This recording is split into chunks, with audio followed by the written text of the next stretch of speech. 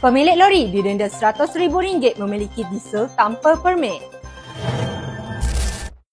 Ipoh 16 Jun 2025, Mahkamah Seksyen Kuala Kangsar telah menjatuhkan hukuman denda RM100,000 terhadap seorang lelaki tempatan berhubung kes memiliki barang kawalan tanpa lesen di bawah Akta Kawalan Bekalan 1961 susulan tangkapan yang dilakukan oleh sepasukan anggota penguatkuasa KPDN Cawangan Kuala Kangsar. Tertuduh berumur 49 tahun merupakan pemilik lori tangki telah didakwa melakukan kesalahan tersebut pada 6 Januari 2024 jam 2.45 pagi di Jalan Puncak Bougainvillea, Perak. Dalam kejadian tersebut, tertuduh telah ditahan bersama sebuah lori jenama Mitsubishi berwarna merah yang telah diubah suai mengandungi minyak diesel sebanyak 4,432 liter di dalam tangki IBC tanpa suatu lesen yang sah. Tertuduh mengaku bersalah selepas pertuduhan dibacakan di hadapan hakim. KPDN ingin memberi amaran keras dan menegaskan bahawa kementerian tidak akan berkompromi dengan mana-mana pihak